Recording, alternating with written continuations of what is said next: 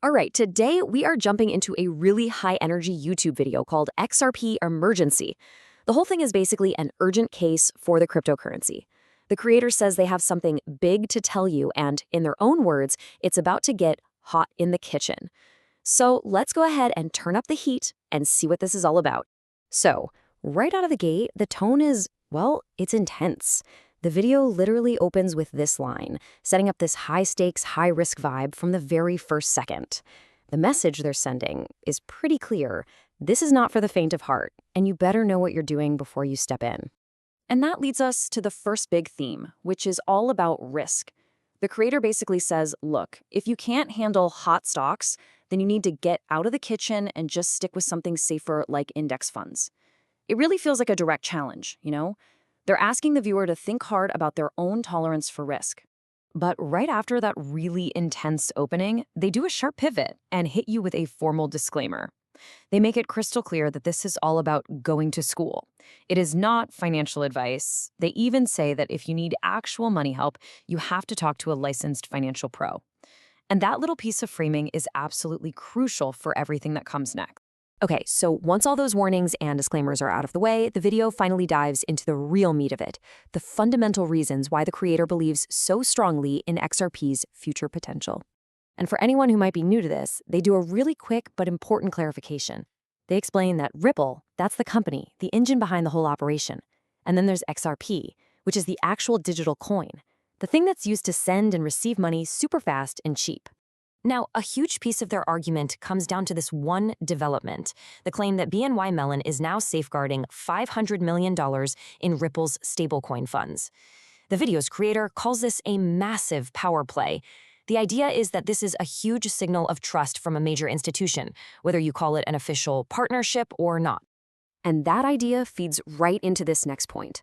The source argues that this move is basically turning Ripple into something like a treasury business. Now, by using that term, they're trying to put Ripple in the same category as things like government bonds, assets that are traditionally seen as some of the safest investments on the planet. So what's the big problem that XRP is supposed to solve? Well, they lay it out like this. The old way of moving money around the world, using systems like SWIFT, is just too slow and way too expensive. The new way, using XRP, is pitched as the total opposite. It's instant and it's not expensive. That's the core utility they keep coming back to. All right, so we've got the why. Now, the video shifts gears and starts talking about the how much. We're getting right into the numbers, market data, key price levels you should be watching, and some pretty bold future projections. To put XRP's size into perspective, they show you this. I mean, a market cap around $147 billion sounds huge, right? But it's framed as being pretty small when you put it next to Ethereum or especially Bitcoin. The creator calls this a paved path, basically arguing there's a ton of room to grow just to catch up to the big guys. And then things get super specific. The video tells viewers to watch the $3.38 price level very closely, calling it a strong buyer zone. If it holds there, then the next targets to look for are $3.90, and then after that, $3.70. It's basically presented as a step-by-step roadmap for traders. But you might be asking, what happens if the price actually drops? Well, they've got an answer for that too. A fall below that key $3.38 level is not seen as a bad thing. Nope. Instead, it's framed as a buying opportunity, a window for investors to stack up and get ready for the next big move up. Okay, so from all that price talk, the creator suddenly pivots to something else. They want to address what they call crazy false information that's apparently tricking even experienced crypto traders. This whole section is about debunking one very specific myth.